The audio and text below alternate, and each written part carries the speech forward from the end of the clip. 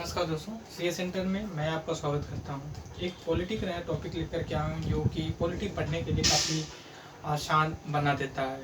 कहने का मतलब ये है कि आपका बेसिक थोड़ा सा क्लियर हो जाएगा कि मतलब कॉन्स्टिट्यूशन है जो इंडिया है उसके फीचर्स क्या क्या हैं। फीचर्स के लिए अगर मैं आपसे बात करूं कि कितने हमारे आर्टिकल्स हैं, कितने शेड्यूल हैं, कितने पार्ट्स में डिवाइड है हमारा कॉन्स्टिट्यूशन, और ओरिजिनल कॉन्स्टिट्यूशन में एट प्रेजेंट टाइम का जो कॉन्स्टिट्यूशन है वो कैसे अलग है। दूसरी ये चीज़ कि इसमें किस तरह का इंडिया का जो पार्लियामेंट्री फॉर्म ऑफ गवर्नमेंट है या फिर संसदीय प्रणाली की जो सरकार है वो कैसी है, और संविधान में कौन सी और सी चीज़ें हैं जो इंडिया के कॉन्स्टिट्यूशन को अदर वर्ल्ड के कॉन्स्टिट्यूशन से जो कि एक डिफरेंट बनाती हैं। तो आज का जो टॉपिक है, इस टॉपिक का जो टाइटल होगा features of the Indian constitution, right. जैसे हम हमेशा पढ़ते हैं फंडामेंटल राइट है, फंडामेंटल ड्यूटी है, फंडामेंटल राइट का जो कि डीपीएसपी होता है, राइट। तो ये सारी चीज़ें हम यहाँ पे डिस्कस करेंगे। तो आते हम देखते हैं कि क्या है पहले हमारा फीचर्स पे यहाँ पे अगर आप देखेंगे तो इसमें बैकग्राउंड लेने की कोशिश करें। बैकग्राउंड में आपको ये देखने को मिलेगा 26 नवंबर 1949 को अडॉप्ट किया गया था, लेकिन ये कुछ चीज़ों को ही अडॉप्ट किया गया था, लेकिन जो कम्प्लीटली कॉन्स्टिट्यूशन इन फोर्स में आया वो जो 26 नवंबर 1950 में आया। और ये 26 जनवरी 1950 में ही क्यों आया, इसके पीछे आपको मॉडर्न इंडिया का नॉलेज होना चाहिए। जब इंडियन नेशनल मूवमेंट चल रहा था उस पर लाहौर सेशन हुआ था 1929 में, तो उसको आपको पता होना चाहिए, तभी जो कि इस चीज़ को समझ पाएंगे। और तभी आप ये भी समझ पाएंगे कि रिपब्लिक डे हम 26 जनवरी को क्यों सेलिब्रेट करते हैं। दूसरी ये चीज़ है कि जब कॉन्स्टिट्यूशन बना था उस समय ऑलमोस्ट 395 आर्टिकल्स थे और 22 पार्ट में इसको डिवाइड किया गया था और 8 शेड्यूल हुआ करते थे, अनुसूची। ये चीज़ें ओरिजिनल में अब ऑलमोस्ट आपको 450 के ऊपर जो है कि 450 के आसपास के ऊपर से ही जो कि आर्टिकल्स मिलते हैं। हालांकि ऐसा अब नहीं पूछा जाता एग्जाम में, पहले पूछा था, अब पूछा भी जाएगा तो ये पूछा जाएगा कि ओरिजिनल कॉन्स्टिट्यूशन में कितने शेड्यूल थे, कितने आर्टिकल थे, कितने पार्ट। और पार्ट इसमें 25 हो गए हैं और उसमें 22 थे, 3 पार्ट बढ़ गए। और ये बढ़ा क्यों, इसलिए बढ़ा कि आज 70-75 साल हमें इंडिपेंडेंट हो गया, और इस टाइम पीरियड में हमने कुछ न कुछ चीज़ों को ऐड किया। जो अच्छी चीज़ें नहीं थी उनको रिमूव भी कर दिया गया, जो अच्छी चीज़ें हमें लगी उसको इंक्लूड किया गया। एग्जाम्पल के लिए अगर मैं बात करूं, फंडामेंटल राइट 7 था, उनमें से एक जो कि हम 44 कॉन्स्टिट्यूशनल अमेंडमेंट के थ्रू हटा दिए और उसको कॉन्स्टिट्यूशनल राइट बना दिया गया फंडामेंटल राइट के बजाय। अगर हम ऐड की बात करें, ऐड क्या किया गया, तो आपको पता होगा 42nd कॉन्स्टिट्यूशन अमेंडमेंट के थ्रू फंडामेंटल ड्यूटी जोड़ा गया सवर्ण सिंह कमेटी की रिकमेंडेशन पे। तो ऐसे ही जोड़ा गया, कुछ निकाला गया, और ये आज इंडिया का सबसे बड़ा कॉन्स्टिट्यूशन माना जाता है इन द वर्ल्ड में। और सबसे बड़ा कॉन्स्टिट्यूशन होने के लिए उसके पीछे रीजन कुछ रहा, जैसे इंडिया का जियोग्राफिकल रीजन। जियोग्राफिकल मुझे नहीं लगता है कि ये कोई क्राइटेरिया, हालांकि कहा जाता है क्योंकि इससे बड़ी जियोग्राफिकल रीजन रसिया का है, अमेरिका का है, कनाडा का है, ऑस्ट्रेलिया का है, ठीक है। लेकिन हम एक इंक्लूड करते हैं जियोग्राफिकल, जो भौगोलिक क्षेत्र है वो। दूसरा हिस्टोरिकल बैकग्राउंड, 200 साल के आसपास ब्रिटिश रूल किए थे हम पे, तो उनकी कुछ चीज़ें ऐड किया गया। तीसरी चीज़ है कि हम अलग अलग देशों से और अलग अलग कानूनों से हम संविधान को एक जो कि फाइनल रूप दिए।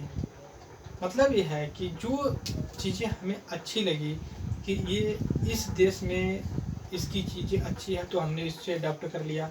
इस लॉ कानून में जो है कि अच्छी चीज़ें, जैसे गवर्नमेंट ऑफ इंडिया एक्ट 1935 आया, उसमें ब्रिटिश रूल कर रहे थे।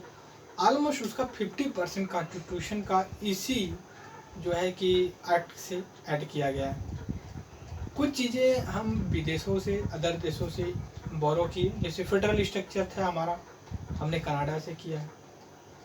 फंडामेंटल ड्यूटी हमने जो है कि रसिया से किया है। तो ऐसे ही कॉन्स्टिट्यूशन कैसे अमेंडमेंट किया गया वो भी किए। डीपीएसपी कहाँ से बारो किया ये भी हमने किया। ये सारी चीज़ें हम वजह से जो है कि हम इतने बड़े कॉन्स्टिट्यूशन को बना पाए।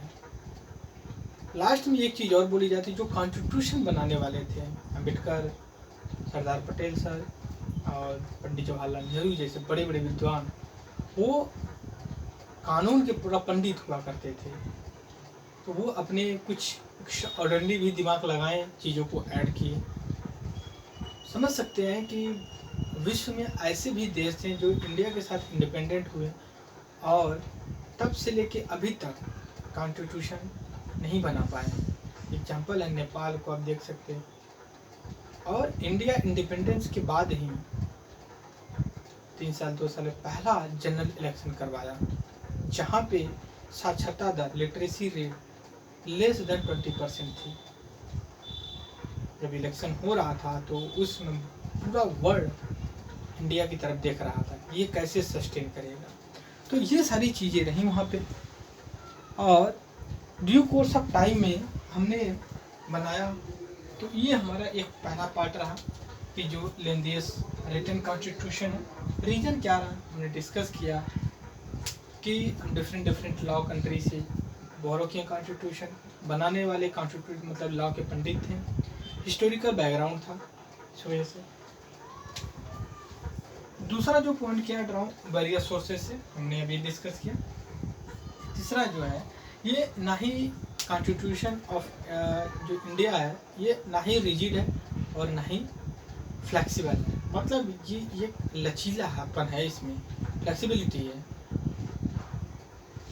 वो इस वजह से कॉन्स्टिट्यूशन को आसानी से जो नेसेसरी चीज़ें होती हैं ऐड कर ली जाती हैं, अभी बड़ा हुआ। और कॉन्स्टिट्यूशन को जो अमेंड किया जाता है का आर्टिकल 368 के अंतर्गत होता है, उससे अमेंड किया जाता है। नेक्स्ट पॉइंट है हमारा चौथा, जो फेडरल गवर्नमेंट होती है। फेडरल गवर्नमेंट का मतलब ये होता है कि 2 से 3 तरह की गवर्नमेंट, मतलब एक सेंटर में होगी, स्टेट पे होगा, लोकल पे होगा, सबका अपना अपना काम में बटा होगा। जैसे बड़े जो इशूज होते हैं, international relation, defence, communication, railway, ये आपका जो है कि यूनियन गवर्नमेंट देखती है। दूसरी चीज़ है स्वास्थ्य, एजुकेशन जैसी कुछ चीज़ें छोटी जो होती हैं, ऑलमोस्ट कंकरेंट लिस्ट में दोनों बनाते हैं। कुछ ऐसी भी चीज़ें होती है जो स्टेट बनाता है, कुछ ऐसी चीज़ें होती है जैसे एग्रीकल्चर पर टैक्स लगाना, पंचायती राज, रोड गांव में बनाना, पंचायती राज करना। तो ये फेडरल स्ट्रक्चर गवर्नमेंट का। पार्लियामेंट्री फॉर्म ऑफ गवर्नमेंट है हमारे पास। पार्लियामेंट्री फॉर्म ऑफ गवर्नमेंट होती है, गवर्नमेंट 2 तरह की होती है। ये पार्लियामेंट्री संसदीय गवर्नमेंट होती है, एक राष्ट्रपति टाइप की होती है, जिसको हम ये कहते हैं पार्लियामेंट्री फॉर्म ऑफ गवर्नमेंट, और एक presidential form of government. America में प्रेसिडेंशियल फॉर्म ऑफ गवर्नमेंट है, बट इंडिया में पार्लियामेंट्री फॉर्म ऑफ गवर्नमेंट है। फीचर्स है ये इसका ये मतलब हो गया, जब आप डीप में पढ़ेंगे तो और सारा पढ़ेंगे। अगर आपसे बस इतना पूछा जाए कि फीचर्स क्या क्या है, तो ये चीज़ 6 है synthesis of parliamentary sovereignty judiciary. ये मतलब होता है कि पार्लियामेंट का जो काम होता है उसमें कोई एक्सटर्नल एक्टर नहीं एंटर करेगा, और जो जुडिशरी है वो सुपरमेसी है, जुडिशरी के ऊपर कोई नहीं है।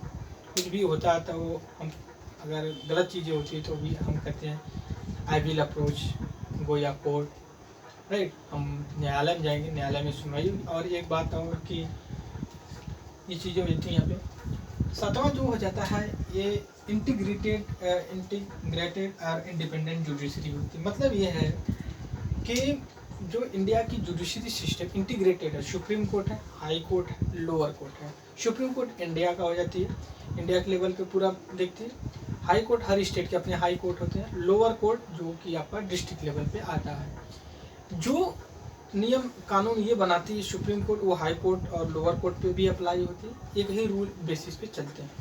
इंडिपेंडेंस का मतलब ये हो गया जुडिशरी का जो एम्प्लॉई होते हैं उनकी जो ट्रांसफ़र या फिर अपॉइंटमेंट की होती है, उनके जो पेमेंट वो इंडिपेंडेंट होते हैं, उनमें कोई कार्य के समय चलते हुए समय में आप इंटरफेरेंस नहीं कर सकते हो। इसी को जो इंडिपेंडेंट जुडिशरी बोली जाती है। नेक्स्ट है हमारे पास फंडामेंटल राइट है, पार्ट 3 ऑफ द कॉन्स्टिट्यूशन, जैसे हमने कहा 25 पार्ट है हमारे पास, उसमें जो थर्ड पार्ट है उसमें फंडामेंटल राइट है, वो आर्टिकल 12 से लेकर 35 तक आता है। इस समय हमारे पास 6 फंडामेंटल राइट हैं। अगला है डीपीएसपी।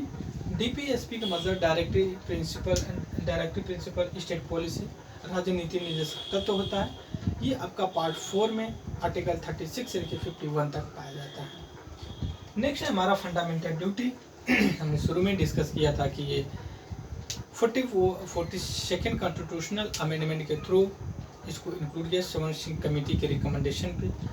उस समय 10 कॉन्स्टिट्यूशन फंडामेंटल ड्यूटी थी, अब जो है कि हमारी 11 फंडामेंटल ड्यूटी है।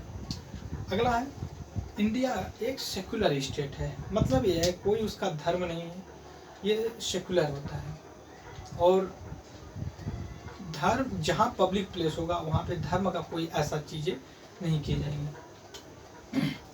बात है universal adult franchise. Universal adult franchise का मतलब क्या होगा, अगर आप 18 साल हो गए हैं, 18 साल के ऊपर हैं, ठीक, आप मेल हो फीमेल हो, किसी भी कास्ट के हो, किसी भी क्लास के हो, वर्ग जाति विशेष धर्म के, अगर आप 18 साल के ऊपर हैं तो आप योग्य हैं वोट देने के लिए, राइट। तो इसलिए कहा जाता है यूनिवर्सल एडल्ट फ्रेंचाइजी। एडल्ट का मतलब हो गया कि 18 साल का हो गया तो वो एडल्ट हो गए। सिंगल सिटीजनशिप, आप केवल इंडिया के सिटीजन है, ना कि आप यूपी से आते यूपी का सिटीजन से, वो केरला के हैं तो केरला के सिटीजन से, ऐसा नहीं। आप केवल अगर पूछा जाए कि आप कहाँ के सिटीजन हो तो आप केवल बताएंगे इंडियन सिटीजन हैं। रेसिडेंस अलग अलग हो सकता है, यूपी रेसिडेंस हो सकता है, बिहार हो सकता है, केरला कर्नाटका हो सकता है, पर सिटीजनशिप एक ही है, इंडियन है। लेकिन अमेरिका में ये अलग है। अमेरिका में एक स्टेट का सिटीजनशिप होता है एक ही आदमी का, और एक ही का जो है कि कंट्री का भी होता है।